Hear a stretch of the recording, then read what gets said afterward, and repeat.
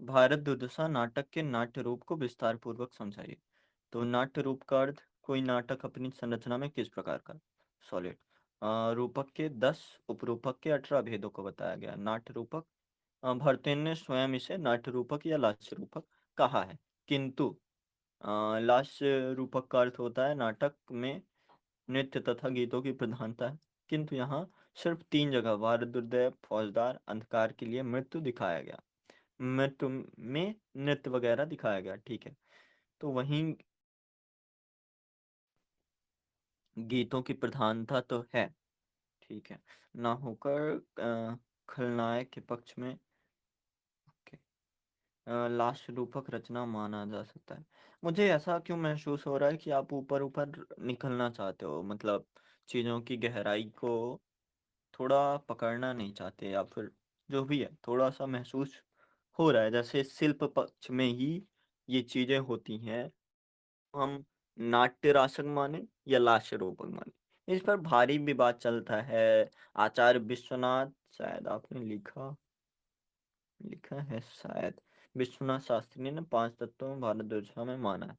तो विश्वनाथ साहित्य दर्पण में ऐसा बोलते हैं कि नाट्य रासक को उस रूपक के अंतर्गत स्थान देते हैं जिसमें एक अंक, उदात्त नायक, पीठमर्द, श्रृंगार सहित हास्य प्रधान नायिका आदि हो तो उसे। लेकिन आप अगर नाटक के शीर्षक में ही देखो तो ये चीजें साफ दिखेंगी कि एक अंक, उदात्त नायक, बासठ सज्जा नायिका, पीठमर्द उपनायक, अनेक प्रकार के गीत एवं 5 नृत्य शामिल होते हैं। तो शायद आप ये चीज बताना चाहते हो विश्वनाथ शास्त्री की, जो पीछे से अगर जोड़ दो तो दोनों बातें।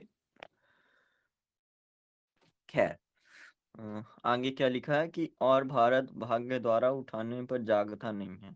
पीठमर्द उपनायक जिसमें नायक कम भारत भाग को माना जाए, किंतु नायक से अधिक गुण दिखाई देते हैं।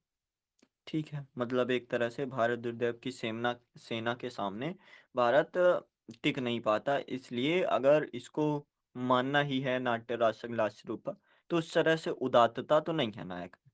ठीक है। गीत संगीत की प्रचुरता है, वो भी आपने बताया। वासठ सज्जा नायिका के बिंदु पर भी यह कमजोर है क्योंकि नायिका प्रधान।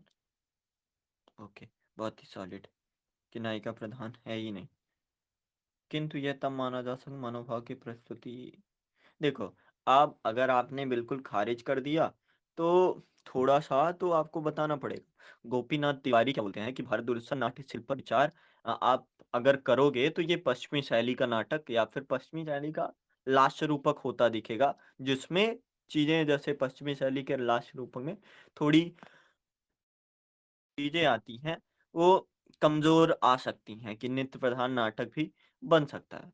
दूसरी बात, बच्चन सिंह भी अपनी किताब, शायद उनकी किताब का नाम ही है हिंदी नाटक, तो उसमें भी ऐसा बोलते हैं कि ये अन्यापदेशिक नाटक है। जैसे आप लास्ट में कह रहे हो कि मिश्र शैली का, तो अन्यापदेशिक नाटक को भी आप बताओ। पर अगर अन्यापदेशिक नाटक को बताने लगोगे तो कुछ लोग ये भी कहते हैं कि ये गौड़ नाटक के रूप में है।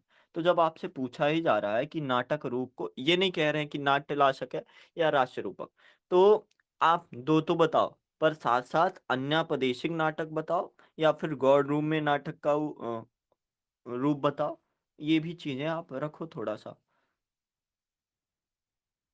अभी तो इसे अन्यापदेशिक नाटक, हाँ ठीक है, तो अन्यापदेशिक नाटक इसे बच्चन सिंह ने कहा, तो आप देखना थोड़ा उसको अन्यापदेशिक नाटक को भी क्लियर कर सकते हो, अभी आपके पास जगह बची है। क्या होता है कि जब यह पूरी तरह उचित नहीं जान पड़ता अपितु उसके कुछ लक्षण अवश्य दिखलाई देते हैं, पर होता कुछ और है, तो वो अन्यपदेशिक नाटक हो जाता है। तो ऐसी चीजें हैं।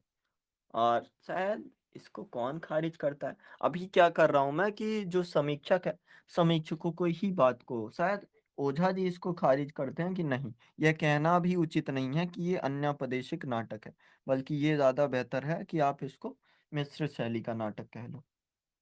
ओझा जी ही हैं शायद। तो आप सोच के देखो कि अगर हम समीक्षकों की केवल लाइनों को थोड़ा समझे रहेंगे, हालांकि इतना ज़्यादा जरूरी नहीं होता, पर आप लगातार ही लिखते हो। आप सोचो कि आपका 1 साल बाद पेपर है, तो इन्हीं छोटी छोटी चीज़ों को ही बेहतर, हालांकि अभी अगर आप कोई भी टॉपर की कॉपियाँ देखो तो ऐसा ही होगा, इससे अच्छा नहीं होता। पर आप अगर सुधार ही करना है, तो आप थोड़ा-सा सोचना इस बारे में कि जो-जो बातें मैं कर रहा हूँ, क्या वो भविष्य में अगर थोड़ा इस पर भी काम किया जाए, जैसे सिलेबस तो आपका लगभग हो ही गया है, तो उस हिसाब से आपको बहुत ज़्यादा फ़ायदा होने वाला है, मेरे हिसाब से। अगर ना भी लिखो आप कि गोपीनाथ तिवारी कह रहे हैं, बच्चन सिंह कह रहे हैं या फिर ओझा जी कह रहे हैं, तो भी आप केवल उनके संदर्भ को ध्यान में रख के क्लियर कर सकते हो कि हाँ, अन्यापदेशिक नाटक बताने के बाद ये क्लियर करना कि मिश्र नाटक कैसे बन गया। ठीक है, बाकी अच्छा है।